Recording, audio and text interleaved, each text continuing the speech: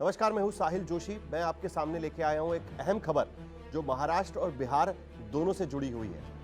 क्योंकि जिस तरीके से माना जा रहा था कि कहीं ना कहीं सुशांत सिंह राजपूत मामले में राजनीति दिखाई दे रही है, तो उसी के इर्द गिर्द इस बार का बिहार इलेक्शन भी लड़ा जाएगा। और मैं ये इसलिए कह रहा हूं क्योंकि महाराष्ट्र के पूर्व मुख्यमंत्री और महाराष्ट्र विधानसभा के नेता विपक्ष बीजेपी के नेता देवेंद्र फडणवीस अब अधिकृत तौर पर बिहार के प्रभारी होंगे भारतीय जनता पार्टी के। तो भारतीय जनता पार्टी की पूरी कैंपेन वो भूपेंद्र यादव के साथ में तय करेंगे। भूपेंद्र यादव पहले से ही बिहार बीजेपी के प्रभारी है और बिहार बीजेपी का काम वो देखते हैं, लेकिन चुनाव के लिए खास देवेंद्र फडणवीस को भी उनके साथ में जोड़ा गया है। अब ये क्यों जोड़ा गया है, ये बात साफ निकल कर आती है क्योंकि जिस तरीके से बिहार में पिछले कुछ दिनों से बाढ़ की चपेट में आधा बिहार आ गया था, वहां पर काफी दिक्कतें हो रही थी। उसके साथ साथ कोविड की तैयारियों को लेकर भी लोग परेशान थे। जो सरकार, मौजूदा सरकार है जेडीयू और बीजेपी की, उसके खिलाफ काफी माहौल बन रहा था। लेकिन सुशांत सिंह राजपूत का मामला आने के बाद से बिहार सरकार ने जिस तरीके से सुशांत सिंह राजपूत मामले में एग्रेसिव होकर इस पूरे मामले की जांच करना शुरू किया, उसके बाद धावा बोल दिया एक तरीके से महाराष्ट्र की राजनीति पर, महाराष्ट्र के राजनेताओं पर और मुंबई पुलिस पर। उसके बाद कहीं ना कहीं बिहार में एक माहौल खड़ा हो गया था कि इस पूरे मामले में मुंबई पुलिस कुछ छुपाना चाहती है और इसके लिए सीबीआई के पास जांच जानी चाहिए।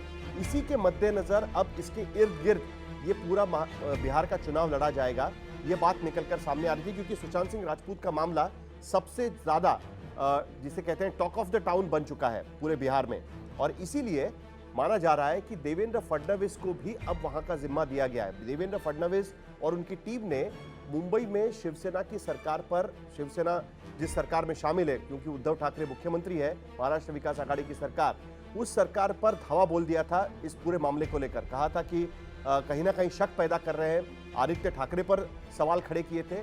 और अब देवेंद्र फडणवीस इस पूरे कैंपेन को देखेंगे बिहार में। खुद देवेंद्र फडणवीस के लिए भी ये काफी अहम बात होगी क्योंकि देवेंद्र फडणवीस के पास पहली बार इस तरीके से एक नेशनल लेवल पे किसी और राज्य में कोई रिस्पॉन्सिबिलिटी उनको मिल रही है। इससे पहले जब वो महाराष्ट्र के मुख्यमंत्री थे, तब दिल्ली के चुनाव हो, यूपी के चुनाव हो या गुजरात के चुनाव हो, वहां पर जाकर उन्होंने कैंपेन जरूर किया था। मध्य प्रदेश के चुनाव में भी वहां पर कैंपेन किया था, लेकिन उनका कैंपेन काफी सीमित तरीके से कैंपेन था।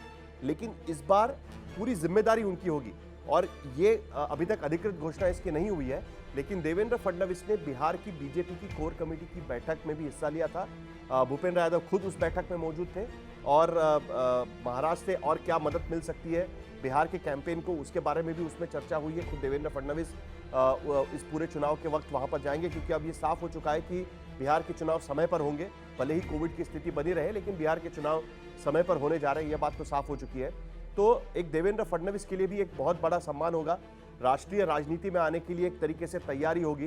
देवेंद्र फडणवीस एक उभरते नेता के रूप में देखे जाते हैं और बिहार का चुनाव अगर भारतीय जनता पार्टी का प्रदर्शन काफी बेहतर होता है तो उसका फायदा जिस तरीके से बीजेपी को बिहार में होगा, उसी तरीके से देवेंद्र फडणवीस को भी राजनीति में होगा।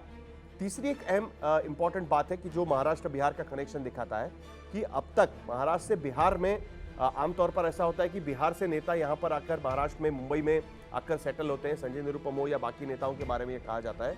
लेकिन महाराष्ट्र से बिहार में जाकर राजनीतिक करियर बनाने वाले नेताओं में मधुलिमय का नाम लिया जाता है, जो नीतीश कुमार जिन्हें अपना गुरु मानते हैं, उनका नाम लिया जाता है। वो मुंगेर से सांसद भी थे। जॉर्ज फर्नांडिस एक दूसरा नाम है जो मुंबई महानगर पालिका में पार्षद थे। मुंबई में उनकी पूरी राजनीति की नींव रखी गई और उसके बाद वो बिहार में पूरी तरीके से शिफ्ट हुए, वहां पर पार्टी भी बनाई और नीतीश कुमार उनके प्रोटीजी माने जाते हैं और नीतीश कुमार अब वहां पर मुख्यमंत्री है। तो दूसरे तो जाहिर सी बात है कि जॉर्ज फर्नांडिस का नाम लिया जाएगा। बाकी तो बीजेपी के कई शीर्ष नेता बिहार की भूमिका निभा चुके हैं, लेकिन मुकुल वासनिक भी बिहार के कांग्रेस के प्रभारी थे, तो वो एक नेता। और देवेंद्र फडणवीस का नाम भी अब इस फहरिस्त में शायद जुड़ जाएगा क्योंकि देवेंद्र फडणवीस भी वहाँ के एक शीर्ष नेता माने जाएंगे क्योंकि प्रभारी होंगे। बिहार के नेताओं में स्ट्रैटेजी प्लान करने में उनका बहुत बड़ा हाथ होगा।